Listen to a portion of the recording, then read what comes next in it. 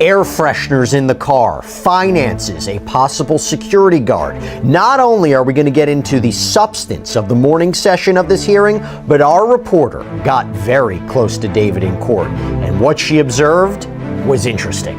Welcome to Sidebar, presented by Law and Crime. I'm Jesse Weber.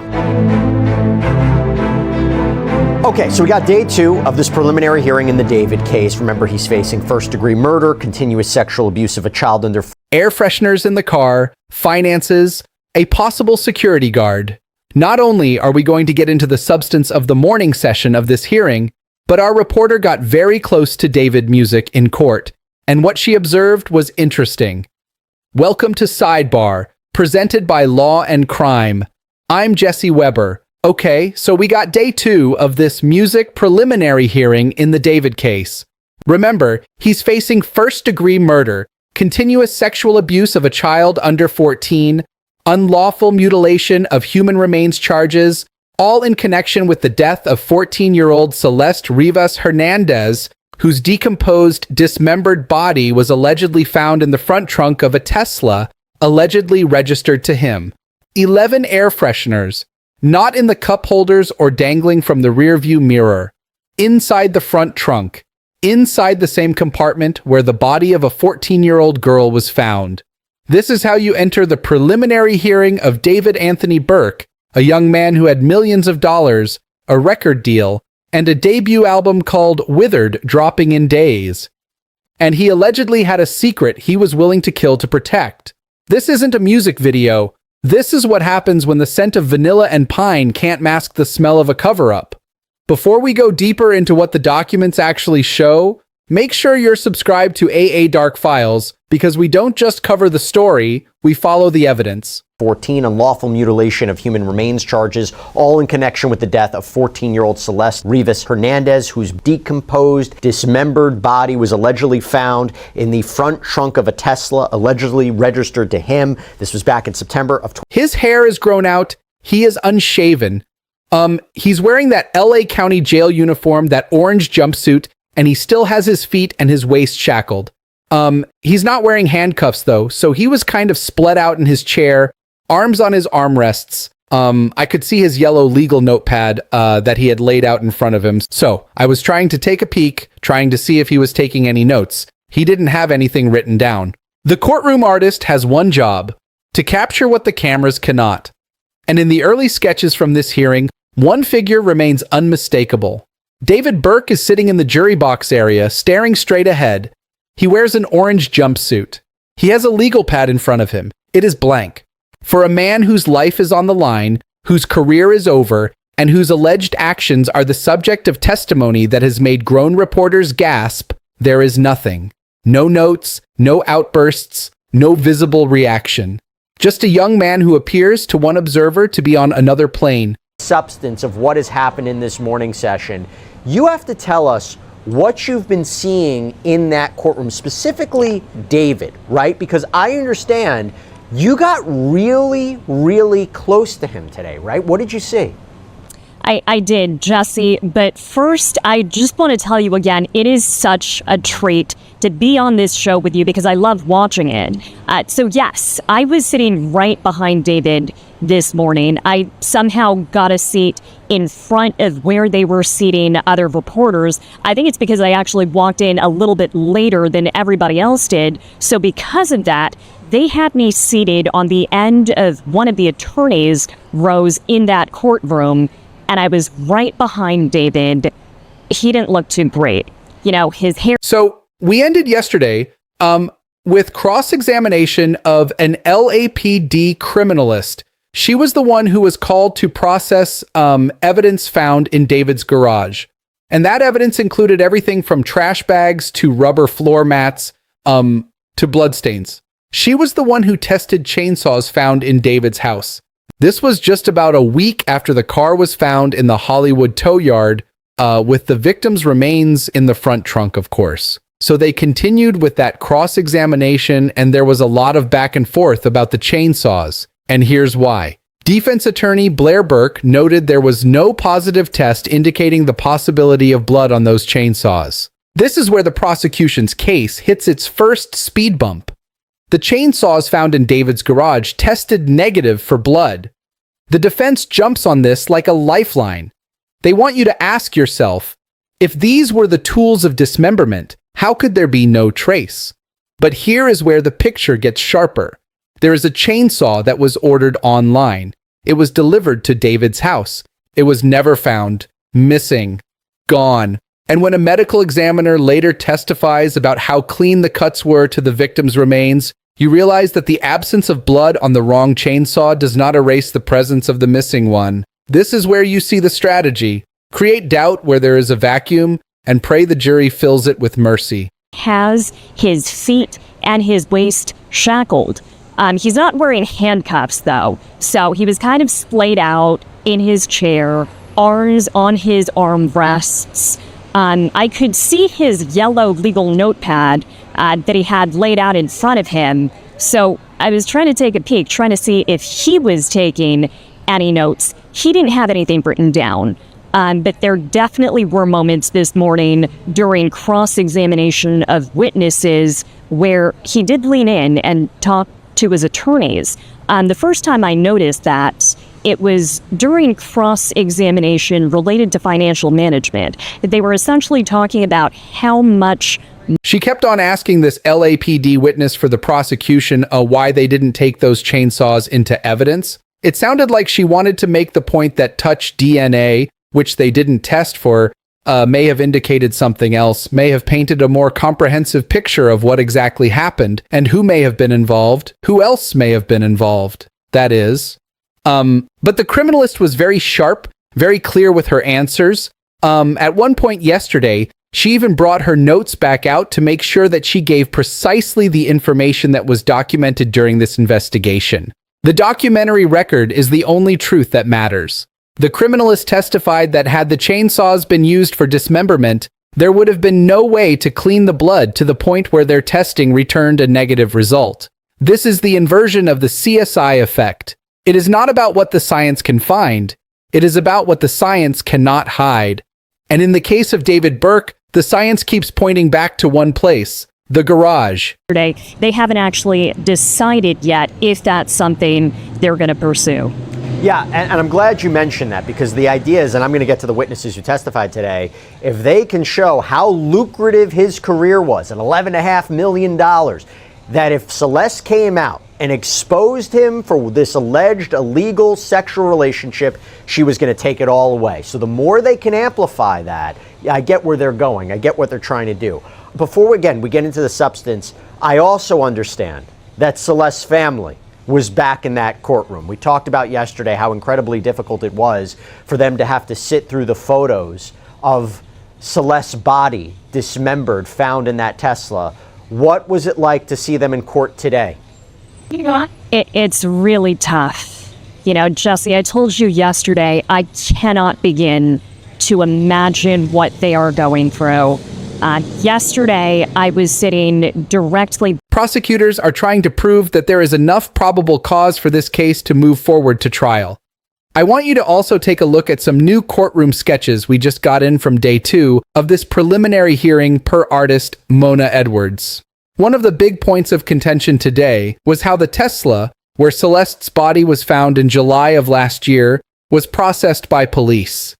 David's high-powered defense attorneys are really taking aim at how evidence was handled, and to this point, it is fair to question how prosecutors will prove that David was the one who committed such a terrible crime and not someone else. Now we go inside the car, not just the interior, but the front trunk, that space where a 14-year-old's body was found in a state of decomposition so advanced that her own parents could not identify her. But it is what is inside the car that paints the picture of the cover-up. 11 air fresheners, found not just in the center console and back seats, but in the front trunk itself. The prosecution's argument is brutal in its simplicity. Someone tried to mask the smell of death, and that someone had access to the car, that someone was the man who owned it, the man who had a blank legal pad, the man who wasn't taking notes. This is the smell of guilt trying to gaslight the nose of justice. Ran into her mother, Mercedes, again upstairs in the restroom. it's really tough. Where we just wrapped before this lunch break, we were hearing testimony from an LAPD criminologist. This was one of the officers called to investigate after the Tesla was towed to one of their tech centers. So we were looking at photos the prosecutor was showing the court of 11 different air fresheners that were found in that Tesla. I mean, Celeste's remains had been in there decomposing, likely for months. So to cover up that smell, somebody put nearly a dozen. I'm glad you bring that up because that was what really stood out to me, Chris, during testimony from the first LAPD criminalist we heard from today. There were at least 11 air fresheners found in that Tesla. By the time this criminalist was called out to the Piper technical scene, where the car was towed to from the Hollywood tow yard, at least 11. And here's the detail that caught my attention about where in the car those air fresheners were found. They were not just in the interior. They found them in the center console. They found them in the back seats. They also found air fresheners in the front trunk. So, we have an impounded Tesla. It has been sitting in a tow yard. Workers report a foul smell. When they open the front trunk, they find a body bag and a garbage bag containing the remains of Celeste Rivas Hernandez. The car is processed, and investigators find blue plastic fragments embedded in the victim's right knee. Fast forward. A search of David's house reveals a blue inflatable pool, the kind you might buy for a child's birthday or a summer barbecue.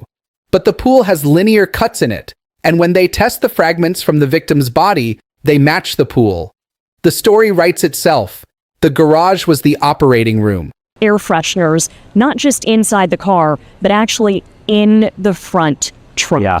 And that's where the cadaver bags with her remains were found. So it's not just that this crime was committed, it's that somebody went to truly horrifying lengths, Jesse, to try and cover up their tracks. I could see her parents kind of shrinking into themselves and moving a little bit closer together when those photos came up. There's so many elements of this that are horrifying in ways I don't think we can fully imagine for them. So I'm curious to see. According to this testimony from one of those two LAPD criminalists, there was actually blood identified in the brick flooring underneath where a car would have been parked. And that was underneath black rubber mats that were laid down on the garage floor in David's house. So, what they seem to be painting a picture of here is blood leaking out of David's Tesla, seeping through those rubber floor mats and then seeping down into that brick flooring. Hearing that, and sitting right behind the victim's parents, it was jarring. The prosecution is building a case through layers. The mat, the floor, the car, the pool. Everywhere they look, they find Celeste. A DNA expert later testifies that the probability of certain bloodstains belonging to Celeste is 1 septillion to 1. That is a 1 followed by 24 zeros. It is the kind of number that makes the defense attorney's job feel like trying to empty the ocean with a teaspoon. And yet, they try, because that is their job, to sow doubt where there is a mountain of evidence. This is the part where the silence of the courtroom speaks louder than any testimony. David was the one who committed such a terrible crime and not someone else. Joining us now to talk more about what happened in court today, Julia Dang, reporter with NBCLA. Great to have you here on Law and Crime. A lot to get to today. I just want to first start, though, with David himself. Yesterday, we talked a lot about his demeanor, at times maybe seeming bored as this was going on. What stood out to you today about how he seemed to be acting? Hey there, Chris. Great to be with you. It was. According to this testimony from one of those two LAPD criminalists, there was actually blood identified in the brick flooring underneath where a car would have been parked. And that was underneath black rubber mats that were laid down on the garage floor in David's house. So what they seem to be painting a picture of here is blood leaking out of David's Tesla, seeping through those rubber floor mats and then seeping down into that brick flooring. Hearing that, and sitting right behind the victim's parents, it was jarring. Imagine the scene. The garage is quiet. The Tesla is gone. But the evidence remains. The blood is hidden, but it's not gone. This is the forensic equivalent of a ghost story. The blood seeps down and the criminalist finds it. The defense argues that it could have been there for any reason, that it's not definitive. But the prosecution has the numbers with 24 zeros, and they have the story. The story of a 14-year-old girl who was allegedly stabbed to death, dismembered, and hidden in the front trunk of a car for months. The case is not built on a single smoking gun. It is built on a mosaic of details that are impossible to unsee. Yesterday, after his attorneys made that request for him to be unshackled in the courtroom, he's just sitting there, very still, not taking very many notes, not saying much to his team. There were portions of testimony today where I noted David just staring straight ahead. There really isn't much on his face that we can read, but I did have an interesting... There is a lot of back and forth during this cross-examination now of Dr. Grant Ho, but he repeated findings from the medical examiner's office that have already been published. This was released months ago. We have reported on this, but he walked us through with the supportive visuals this time that we have not previously seen from the autopsy. He walked us through what they already found months ago. They decided the cause and manner of death of 14-year-old Celeste Reeves Hernandez was homicide, and they attributed her death to multiple penetrating injuries. Here's what's interesting, though. They did not identify what kind of weapon or tool caused those penetrating injuries. This is the heart of the defense strategy. They cannot argue that the evidence doesn't exist. They must argue that it is incomplete. The deputy medical examiner cannot definitively say what caused the penetrating wounds. He cannot say if it was a knife, a gun, or something else entirely. He cannot say which wound occurred first or how long it took her to die. In a different case, this might be the beginning of a reasonable doubt. But in this case, the defense is forced to ask an absurd question. Can you rule out that she inflicted those wounds on herself? When you have to ask a question that borders on the absurd, you know the evidence is closing in. Sitting in a different location in that courtroom, right? She's sitting in the jury box. So she's looking right at the defendant, David Burke. So we chatted for a little bit during the court break, during lunch. And she said it looks to her like he couldn't care less about what happens. There's kind of a glib manner to how he's moving and how he's interacting with his team and how he's kind of just staring straight ahead.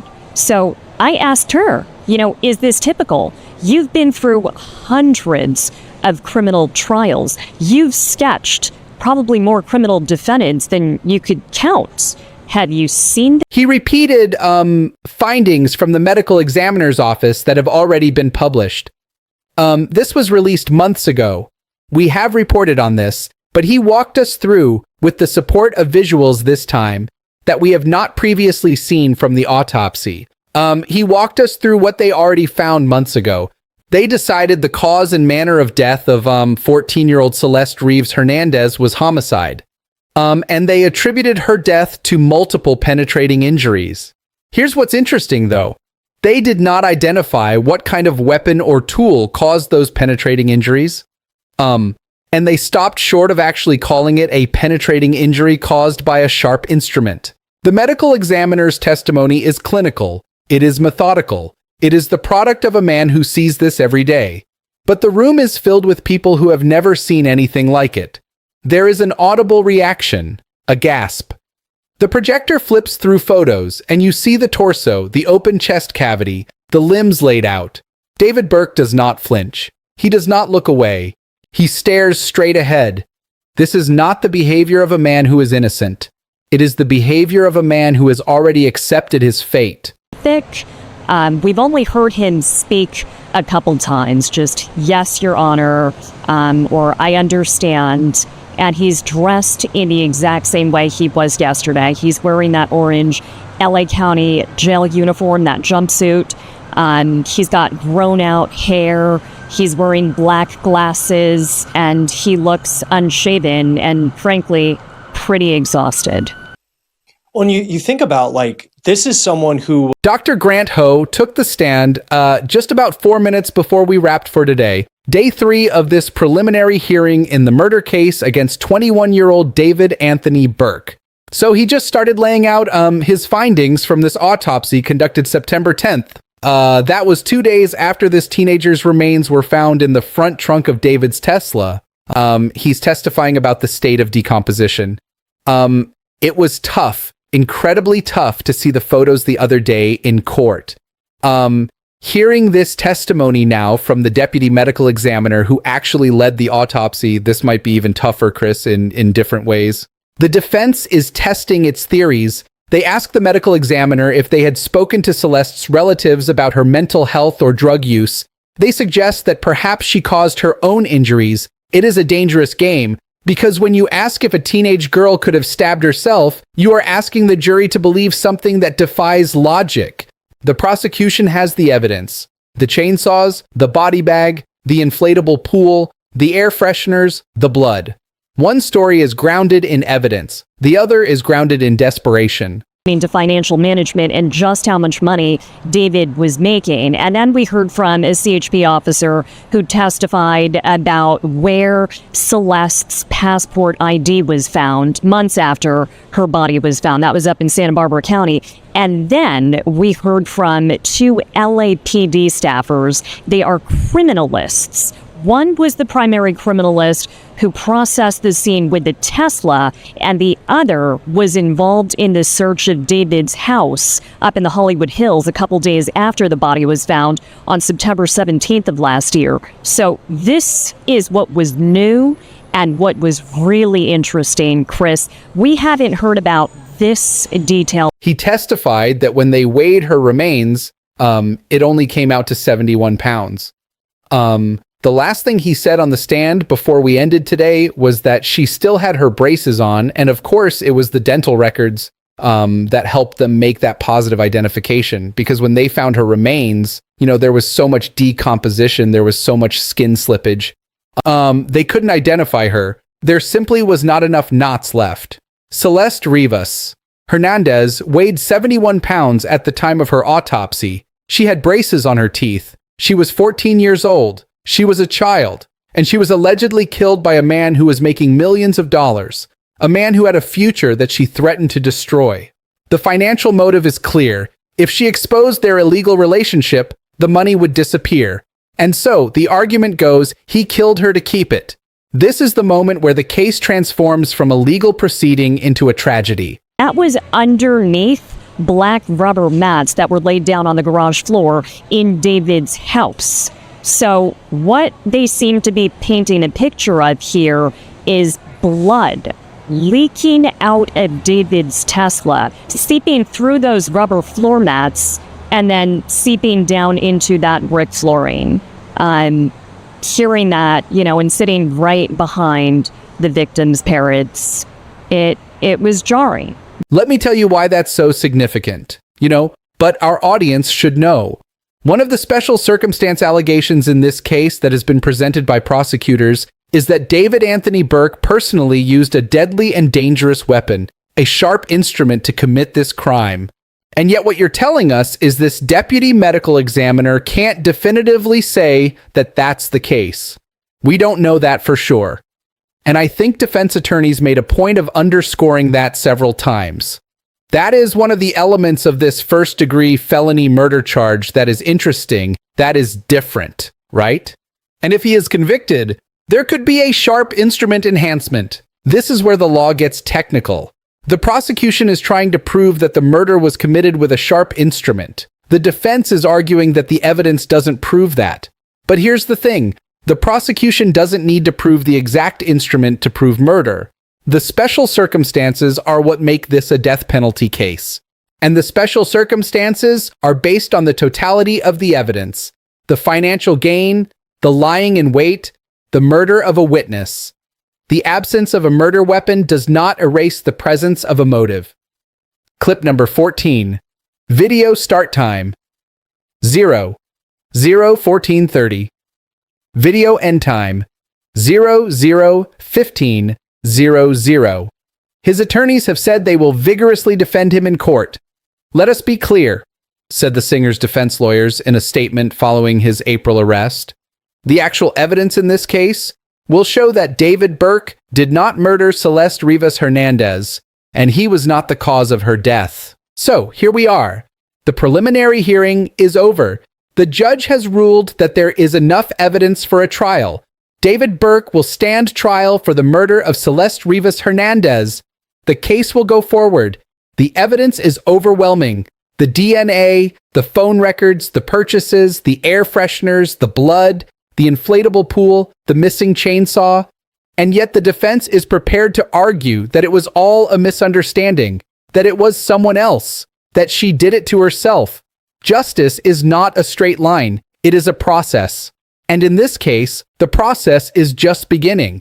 Now it is up to the prosecution to prove its case beyond a reasonable doubt. They have the evidence. They have the motive. They have the story. But the defense will be there every step of the way, chipping away, asking the questions that need to be asked. In the end, it will be up to a jury to decide what to believe. And in that quiet deliberation, the fate of David Burke will be sealed. If you want to understand the full scope of this case, look up the court filings, read the search warrants, see the evidence for yourself, and ask yourself, what would you do if you were sitting in that jury box? This is AA Dark Files. We don't just cover the story, we follow the evidence. If you made it this far, hit like, share this video, and subscribe. Hit that notification bell so you don't miss our next deep dive.